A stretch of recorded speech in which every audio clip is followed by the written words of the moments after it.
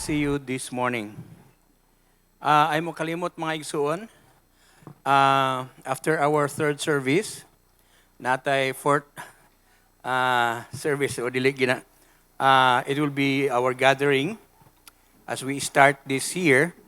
Atong gi-practice ang being passionate spirituality mga igsuon so that we can lay the foundation of the Spirit, because everything we do without the Spirit of God, useless lang na siya, no? So, we would like to invite you to be back here at 6 o'clock to 7. What we are going to do is to just pray, no? Just pray and soak ourselves in the presence of God. Amen. Okay. We are on our series, mga kaigsuunan, New Direction.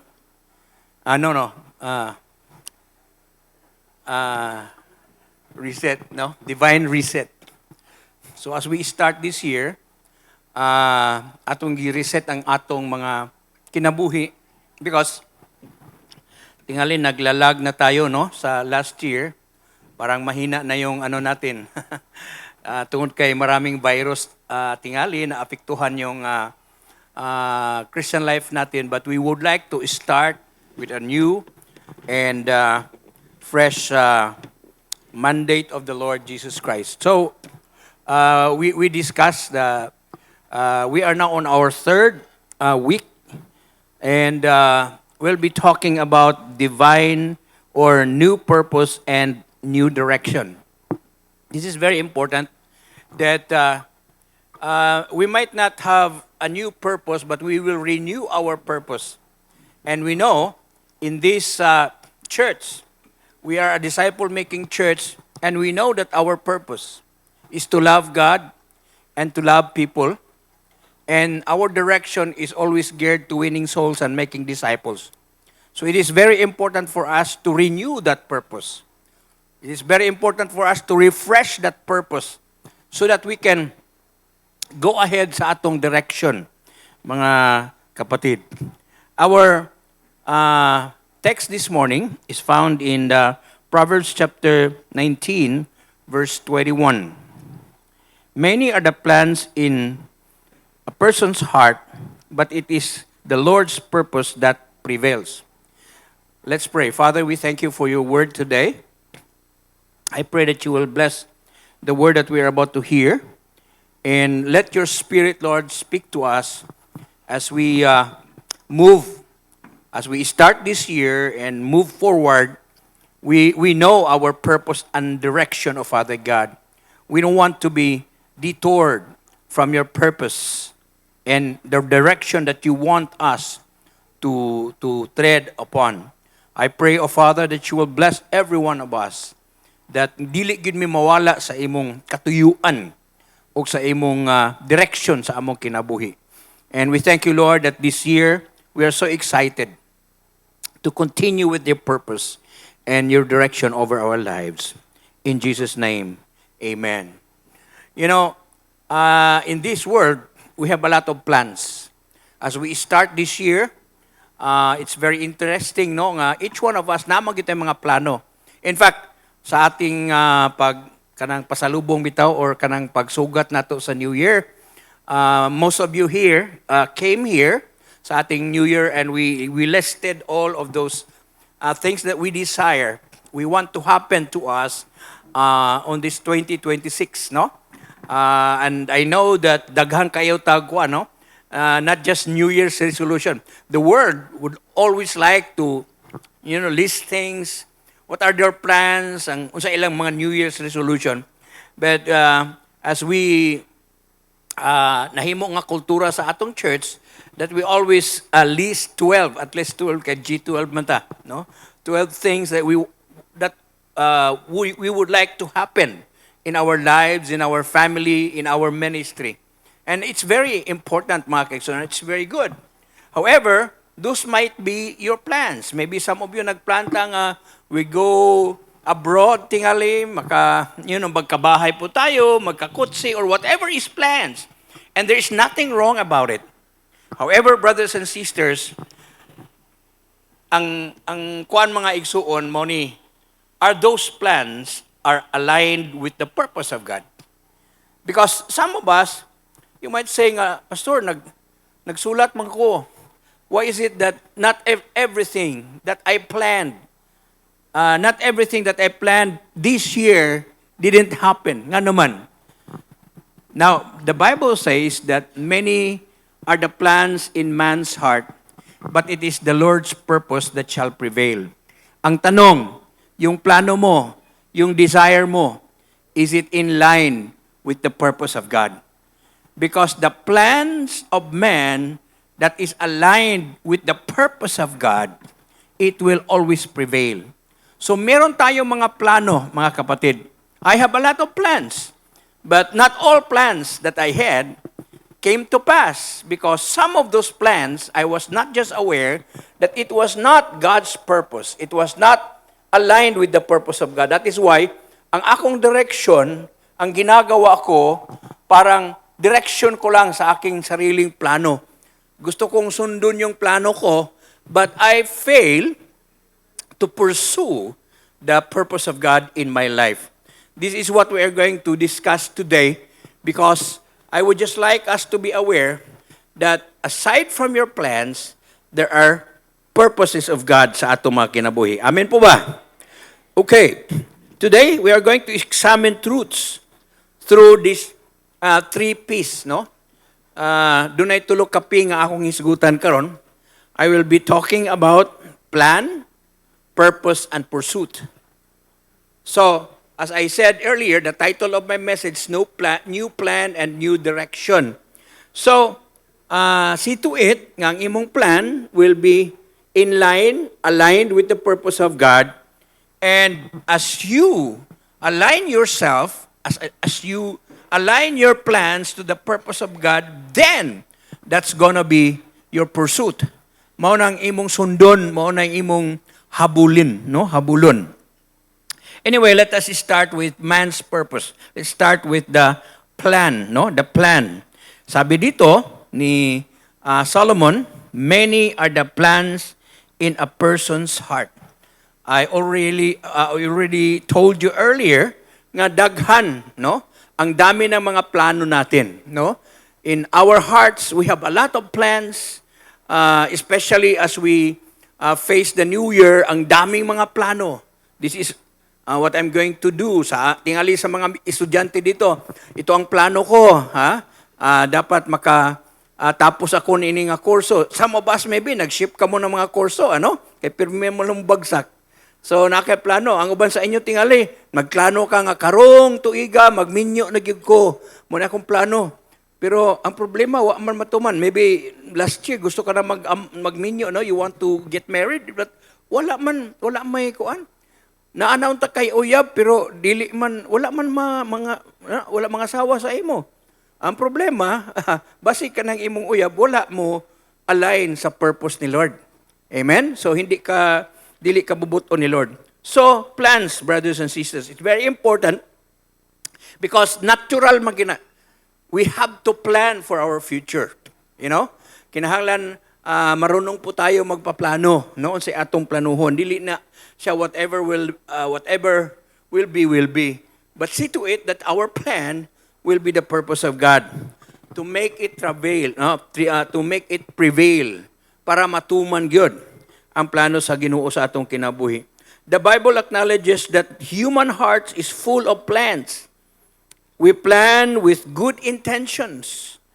We don't plan, nga to hurt us. In fact, in Jeremiah 9:11, nagingon nga, my plans is not to harm you, but to give you hope and success. Ing ana po ang atong plano, we don't want to harm our children. We don't want to harm ourselves.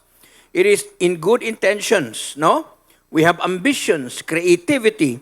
Sometimes, may mga fear po tayo sa ating mga plans kung matuman ba na o dili.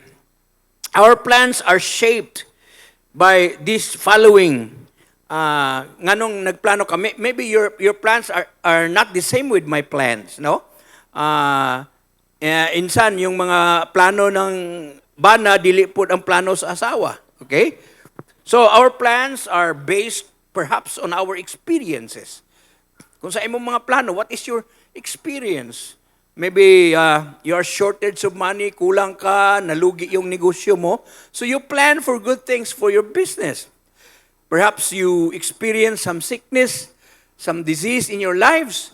So we want to plan to get well or maayo ta. Depende sa imong experiences. All of those experiences, we don't want it to happen again next year.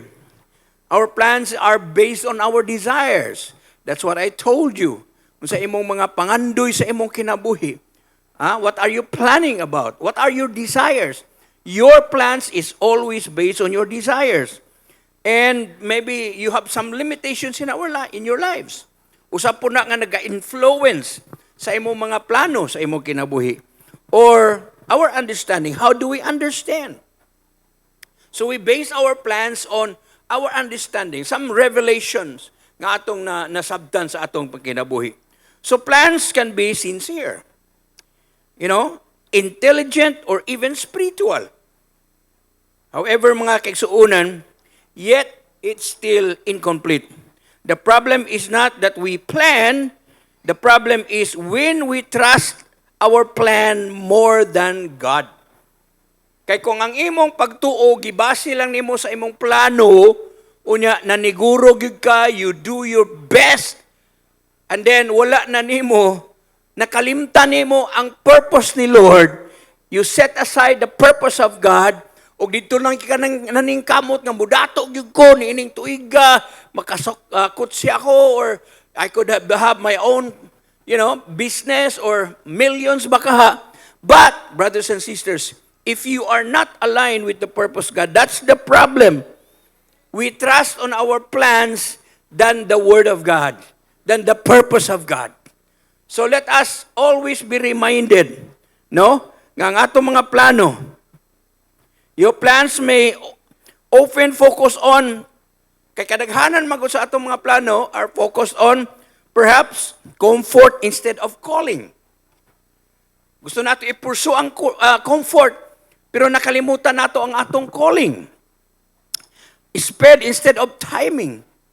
Maniguro ta mga kaigsuunan nga hinahinay lang unta, maniguro gyud paspas gyud kay raman because we want to fulfill our plans.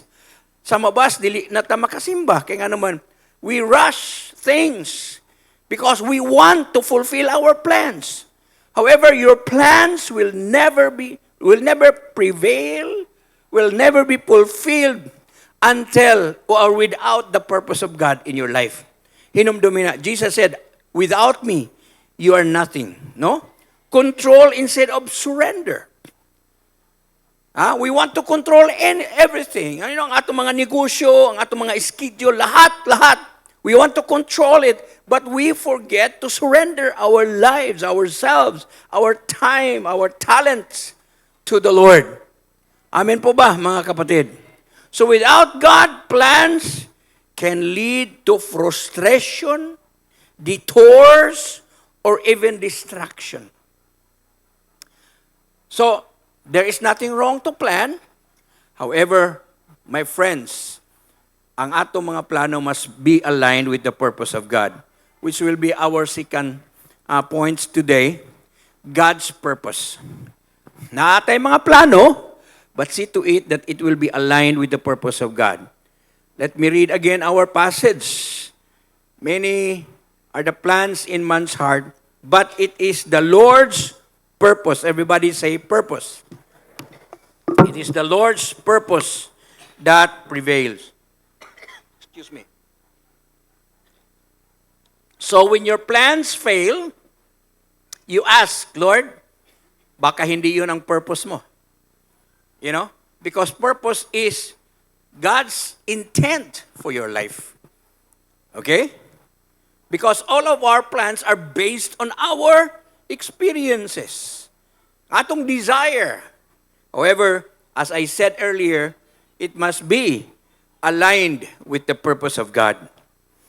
So God's purpose is eternal, not reactive. In fact, it is eternal because before we ever made plans, God has already a purpose for your life. So wala ka pa magplano, may purpose na si Lord sa imong kinabuhi. Hindi ka pa nagplano nga mo eskwela, God has already purpose in your life. Maybe the purpose of God for you is to become a nurse, an engineer, or whatever that profession. So, nanay purpose sa Ginoo nga gusto niya nga ikaw mahimong successful businessman even before the foundation of the earth. So, karon nagplano ta nga, gusto ko mahimo nga abogado, but maybe the purpose of God is for you to become a businessman. Or maybe the purpose of God is for you to become a pastor. So, muriin ka, eskwela ko, mag-abogado ko niya, wag kakapasar. Maybe that is not the purpose of God. Imo lang ang plano. That is why we need to always align our plans with the purpose of God. Amen ba? So, the plan or the purpose of God for your life cannot be canceled. Dili mo ingon na Ginoo nga, hala, ang ako maging plano sa ila, siya magyud katuon ta. Pero nahigugma magyugmayon eh. Sige na lang, ako na lang ning sunod kay luoy po kayo kung dili na ako, ano? Di ba? God's plan can never be canceled. It will always prevail. It cannot be defeated. God's plan for your life can never be defeated. Amen ba? Oh, there are so many times in our lives, in our ministries, that we were so discouraged as we start this church. You know, there were so many kanang katalagman bitaw, mga pagsubok, yung ibang mga leaders po natin umaalis. Grabe kayo, samok kayo. And then I was thinking, Lord, I thought that you brought me here. And then we were so discouraged that my wife and I decided nga, let's go back to Samar. No? Kini mga taga Davao, mga isugmang kaayo, mo control mga pastor. But, you know, the plan of God for me, God brought me here because that is His plan. And His plan can never be canceled. Whatever circumstances you have, as long as you are in the purpose of God, God's purpose can never be canceled and God's purpose can never be defeated. Tindugig ginagmaayo igsuon.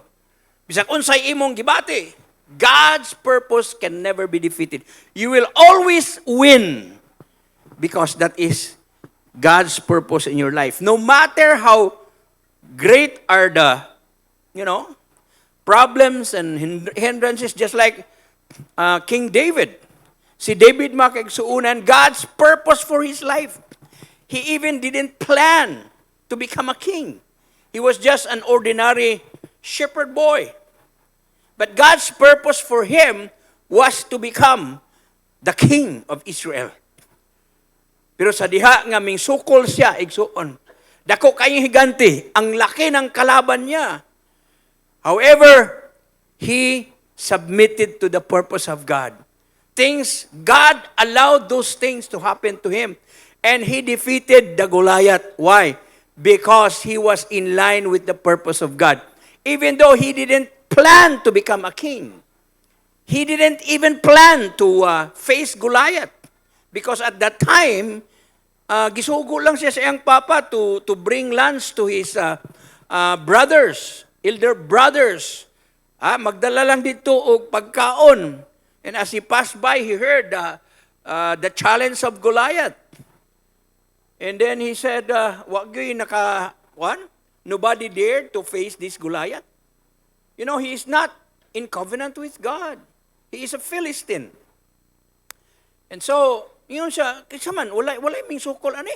Ang iyang mga igsuon nga mga magulang niya, mga sundalo, never, even King Saul hide.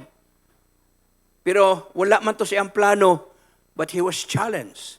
He didn't plan to attack or to face Goliath, but he was just have faith in God. Wala siya kahadlok mga kaigsuunan. And we know the rest of the story. He defeated Goliath. And eventually, he became the king. Why? Because that was the purpose of his life. So maybe today, last year perhaps, you experienced some defeat in your life. You experience mga kaigsuunan nga, bakit Lord? ba't hindi nangyari yon? Nganong hindi kami nagkatuluyan? Maybe the Lord has a purpose in your life. Nga dili dito siya mao. Inay makatupad, salamat sa Ginoo nga ikaw gid ang purpose ni Lord sa akong kinabuhi. Kanay mong asawa ina nga bisag maldita kayo ikaw magid ang purpose. Tungod kay kuan man di gyud ka daog dako, di gyud ka kapil din ako. Hallelujah. Ha? Oh, mao na mga kaigsuonan. Amen? Because God's plan will always prevail. So kung sa na imong asawa karon, bisag murag nagbasol ka, ikaw gid ang purpose ni Lord sa akong kinabuhi. Inabi, ikaw man gid ang purpose ni Lord sa akong kinabuhi. Ina, salamat nga gisugot ko nimo ha. Pero yung mga plano mo, mga young people, see to it, kung gibiyaan man ka sa imong uyab, just see to it nga, Lord, dili to imong purpose. Hallelujah. Amen. Palakpakan natin si Lord. You can never be defeated if you are in the purpose of God, in line with the purpose of God in your life.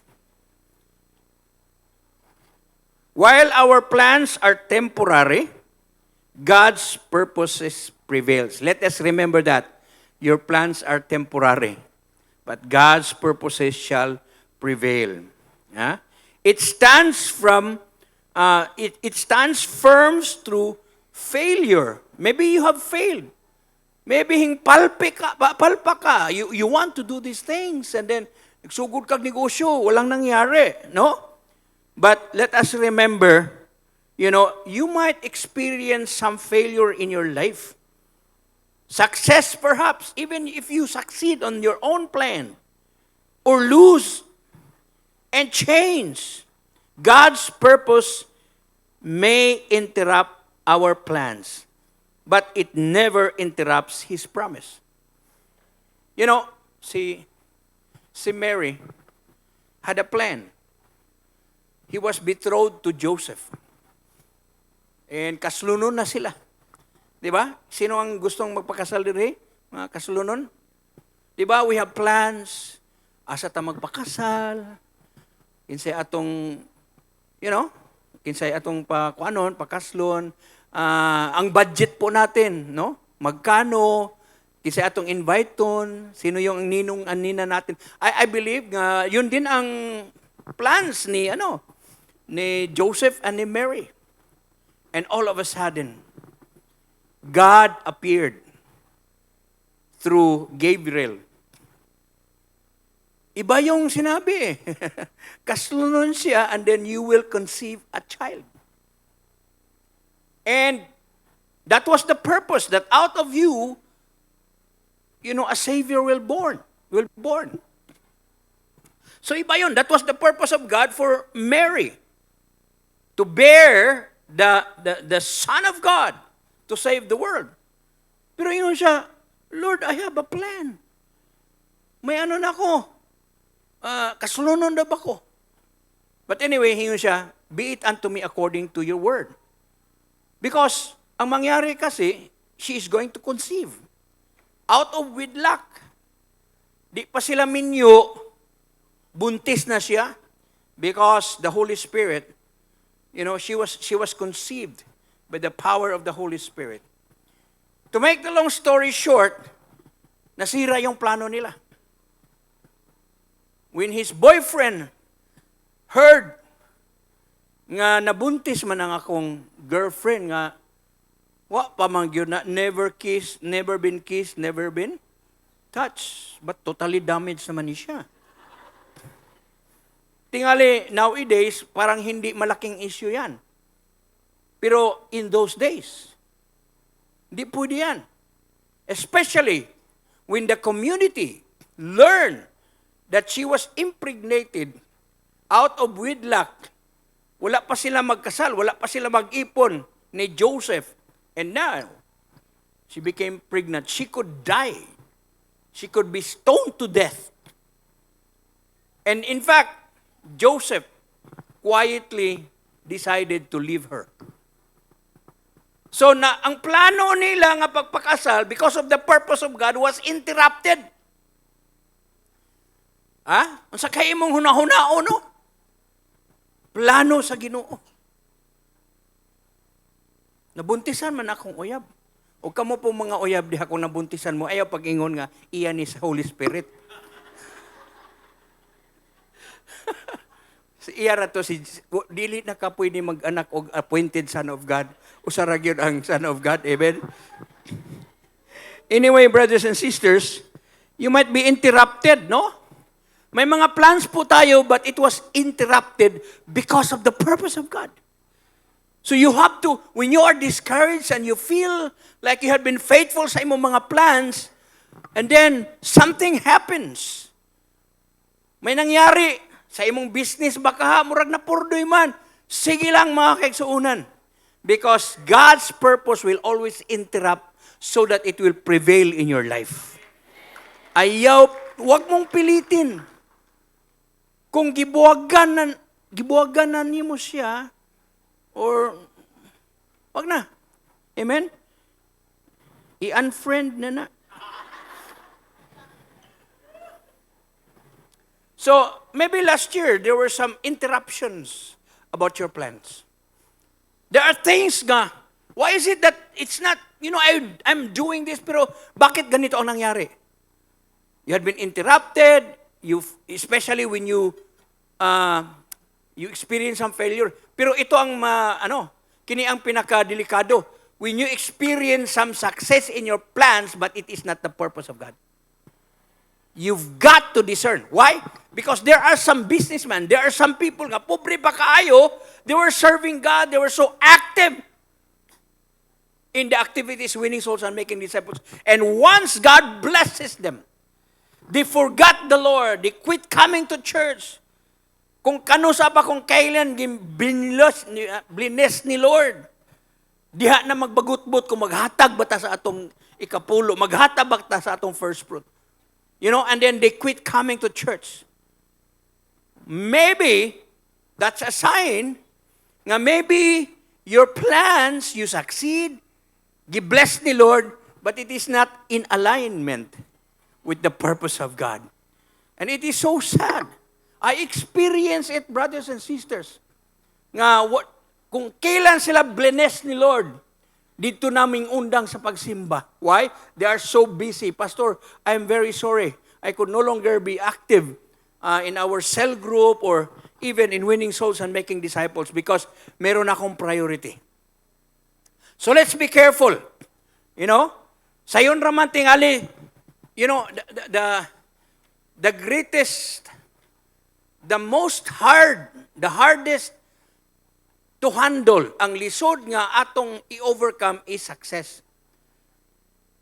Kung failure ka, people who failed, most of them will draw closer to God.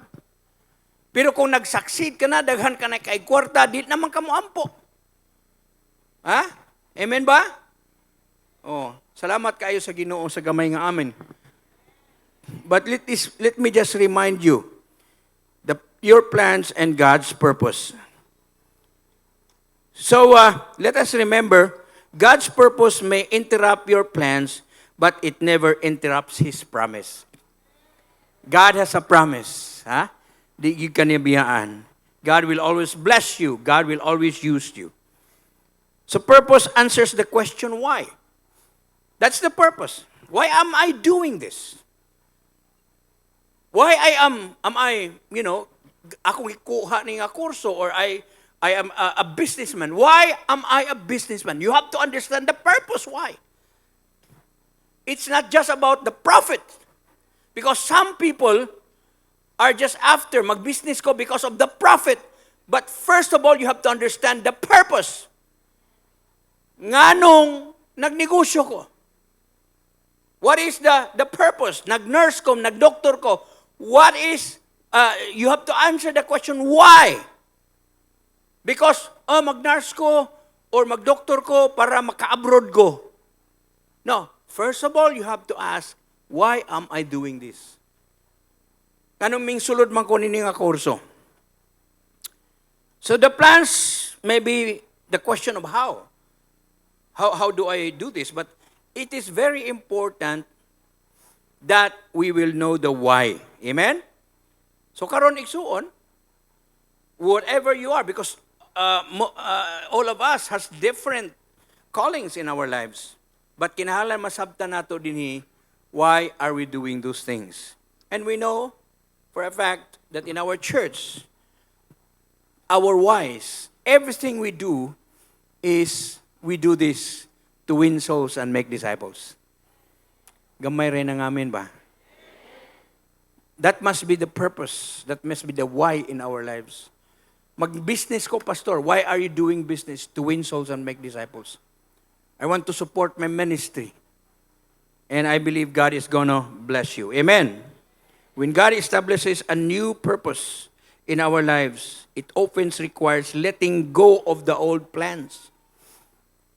If you want to pursue God's purpose, you have to let go of the old plans.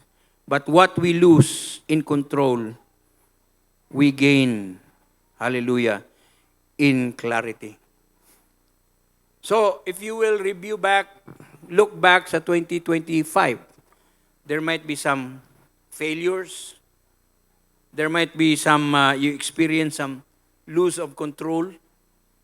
But we thank the Lord, we will gain a clarity. Makasabot na ka nga, kaya pala. Hindi nangyari yon, kaya pala. Di man di ito'y kabubuton sa Ginoo. Amen ba? Hallelujah. The third P is pursuit. Let us remember the plan, our plan, and God's purpose and our pursuit. Having laid the foundation of the difference between your plan and God's purpose, once it is aligned, your plan is aligned with the purpose of God, then that is now the direction that you are going to pursue. Na naman kay sundon, dili nang imong plano kung dili the purpose of God. So you know nga, this is the purpose of God for my life. So you might have, gisubay nimo ba, no? You walk on your own plans to that direction. But now, since you understand the purpose of God, dito na ako. I have to follow God's purpose in my life. Huwag niyong pilitin. Ayaw pagkuhan nga mo yung mga, Lord, gusto magyud ko nga makaabot dito. Nya ingon si Lord nga, dinhi lagi agi. Okay lang ka, Lord, kay siya ragyod. Siya ragyod akong kuhan. Wa na laing lalaki sa akong kinabuhi. Wa na laing babae sa akong kinabuhi. Yung mga ginawa, mao ba? Sige, musunod lang po ko nimo. Dili igsuon. You have to follow God's direction in your life. And how do you know the direction of God? It is through His purpose, not according to your plan. Because if you will follow the direction of your plan, you will always fail. Ayaw basula ang Ginoo. Amen. So, our purpose, knowing God's purpose demands response. What will be our response? Once we understand that God's purpose prevail, we must adjust our direction. Okay? Nadirita. And perhaps, ang some of us, pagtanaw man ko na to sa agianan sa Ginoo, hard. Di ba? Si Jesus mismo, sabi niya nga, ang padulong sa impyerno, easy going lang. Highway. But sometimes when you follow God's purpose in your life, parang usahay lubak-lubak. Murag tanaw na to nga, Lord, parang mo ko'y kaugmaon diha. But anyway, we have to adjust. Nga kung dili man ni ang purpose ni Lord, I will follow your purpose, Lord. Purpose without pursuit produces no transformation. That is why, ang daming mga tao, ang tagal na kay Lord, but there is no transformation. Why? Because they keep on following their own plans and not the purpose of God. A new purpose requires a new direction. In other words, you had been doing this over and over again, and then walang nangyari. Walang transformation. Walang prosperity. There is no success. So what are we going to do? We have to change direction nga. Mao man gini akong gitrabaho kaniadto pero walang nangyayari. So you have to adjust nga. Klaro na kayo nga this is not God's purpose for my life. You have to change direction. Amen. Because ang mangyari, kanang magpadayon ka, masaag man ka sa purpose ni Lord, you will be wandering, you will go astray.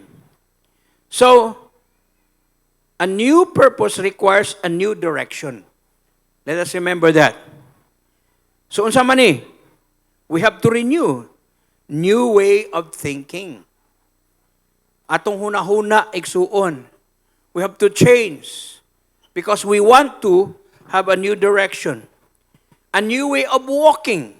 Your lifestyle. Dapat baguhin natin yung not just our thinking but our the way we walk. Ang ibig sabihin ng walk is your life, your living. How do we live? You have to change. And then a new way of deciding. You have to decide either it is God's purpose or your own plan. That is how to know the will of God, the perfect will of God. So our pursuit should no longer be, Lord, bless my plan, but rather, Lord, align my steps with your purpose. Gamay-ramay ng amin. Utrohon ako, ha? Ang ato kanong prayer, Lord God, bless this plan. Mao ni akong plano, Lord. Pero ang atong prayer karon, Lord, align my steps with your purpose. Yung lalakarin ko, yung direction ko, must be aligned with your purpose. In other words, tuwa ka nagsubay. You are following the ways of the Lord, the purpose of the Lord in your life. It might be hard, but at the end of it, sa tumoy ni anak mga kaigsuunan, hallelujah, na ay blessing ang naghulat ni Lord. Amen? Because, if you will continue to pursue your plans, not the purpose of God, it will destroy you. Distraction ang tumoy sa imong kaugalingon nga mga plano sa atong kinabuhi. So, when we pursue God's purpose, what will happen to us? Our priorities change. Everybody say, change priorities.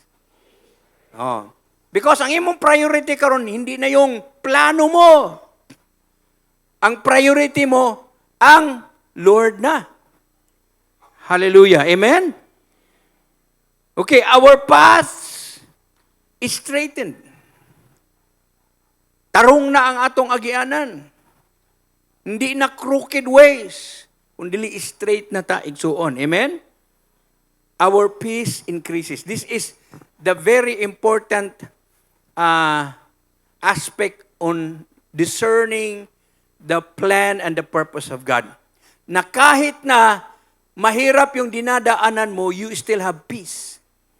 Have you ever experienced nga, parang yung ginagawa mo, parang everything is all right, but there is no peace? Kamu na nag-uban-uban, uyab na mo, ang gwapo, ang gwapa, daghang kwarta, pero wala man ko'y kalinaw. That's the sign nga hindi yan ang purpose ni Lord sa imo kinabuhi. But maybe you are doing things nga it might be hard. Nahihirapan ka, however, you have peace. Maraming mga pagsubok, but yet you have peace. You are happy. So don't be deceived that everything is all right. Mo ni imong relationship, this is what you are doing, but still there is no peace. Kung wala ka gani peace sa imong ginabuhat, that's not the purpose of God. That is just your plan. No matter how successful it might be, kahit kumikita ka ng milyones, but there is no peace. That's not the purpose of God in your life. But maybe today, merong kang pinagdaanan. But you know that you have a peace from the inside of you. You know that God is always with you. Amen? Palakpakan nato si Lord one more time. Hallelujah. Praise God.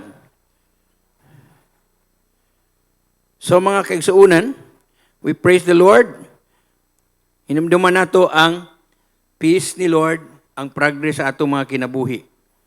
So, direction determines your destination. Remember that. Kung ano ang direction mo, it will determine your destination. Say for example, you want to go to Jinsan. That is your direction. Di ba? Ang imong destination rather, you're going to Jinsan. So ang imong sakyan nga bus kanang para Jinsan. Hindi para Butuan. Kay gusto ka nga makapunta sa Jinsan o niya ang imong direction, ang imong gisakyan para Butuan, hindi ka talaga makarating sa Jinsan. So if God has given you a new purpose, He is also calling you to move in a new direction. So today, I pray nga, naklaro nato mga igsuon. Amen ba? Maybe last year you had been doing your plans, pursuing your plans, pero walang nangyayari. Importante yung peace. Yung peace sa imong kinabuhi. And then if you just allow God, nga, Lord, parang wala akong peace sa ginagawa ko, you have to align yourself. And as you align yourself, God is going to bless you and prosper you. Because the Lord's purpose will always prevail. Amen? Man may plan, but God's purposes. When we surrender our plans to God's purposes, we discover a life that is not only guided, but guaranteed. Remember that. Your life will be guided and it will be guaranteed. 100% yun ang garantiya igsuon. You will succeed because God's purpose will always prevail. New purpose demands new direction. Okay? And when we follow God's direction, His purpose will always prevail. In closing, stop asking God to fit into your plans. Start, hallelujah, aligning your life with His purpose. Is what you are doing today God's purpose for your life? Because when you are aligned with the purpose of God, no matter how hard your life may be, ang imong mga experiences, God's purpose shall prevail. Many are the plans in man's heart, but it is the Lord's purpose that shall prevail. Shall we all rise?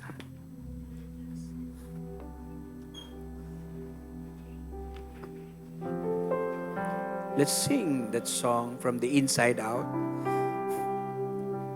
And I believe God has spoken to us today. Let's just pause for a while and say, Lord God, unsa ba ginatuman ang imong purpose ang akong plano? Daghan ko kay plano karon nga tuig. But why is it that it seems that no matter how I tried, nothing happens? Maybe today, let's start nga, Lord, I will align myself with the purpose of God. Because it's hard to go against the current of God's purpose. Hallelujah. Maybe we have failed many times. I failed many times because I pursued my own purpose. But once I know that my plan rather, but once I align myself with the purpose of God, hallelujah, ang Ginoo nagapanalangin sa ato. Can we sing this song?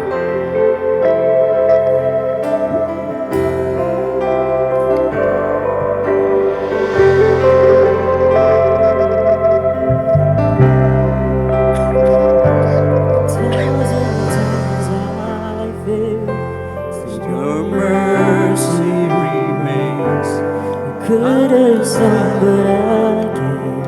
But I'm caught in your grace, everlasting. Your light will shine when all wills wait. Sing it to the Lord and respond to the message.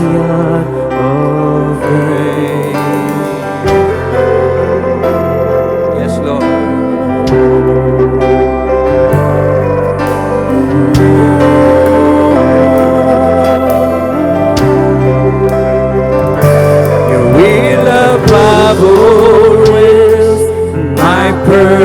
purpose remains. The art of losing myself and in bringing you grace everlasting. Your light will shine when all else fades, never ending. Your glory goes beyond all things. My heart and my soul, I give you control. Consume me from the inside out. Let justice and grace become my embrace. To love you from the inside out. Everlasting, your light will shine when all else fades. Never ending, your glory goes beyond all things. Every cry of my heart is to ring you praise from the inside out of my soul. Cries out, everlasting, your light will shine when all else fades. Never ending, your glory goes beyond all things. And the cry of my heart is to ring you praise from the inside out of my soul. Cries out. Your will above all. Your will above all is My purpose remains. The art of losing myself in bringing you grace everlasting. Your light will shine when all else fades. Never ending, your glory goes beyond all things. My heart and my soul, I give you control. Consume me from the inside out. Let justice and grace become my embrace. To love you from the inside out. Everlasting, your light will shine when all else fades. Never ending, your glory goes beyond all things. The cry of my heart is to ring you praise from the inside out of my soul. Before I pray,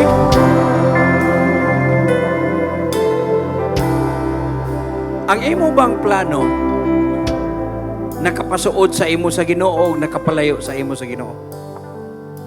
Because if what you are pursuing is, you are getting away from God, that means that's not the purpose of God. No matter how successful it might be. If what you are doing is, you are separated from God, you are getting away from God, further away from God. God is saying to us today, as we end this message, my son, God is saying to you, my daughter, come back to my purpose. It's not too late, because God has a wonderful plan and purpose for your life. And when we align ourselves with the purpose of God, 2026, you will prevail.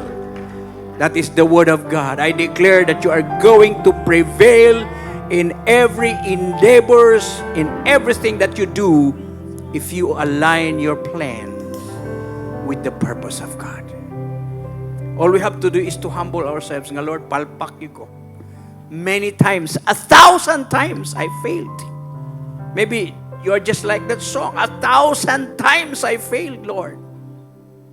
But I want to pursue your will and purpose in my life.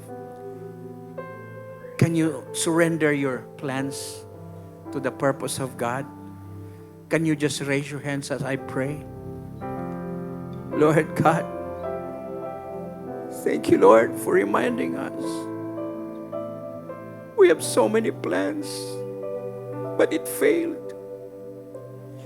But today you have reminded us that it is your purpose that shall prevail.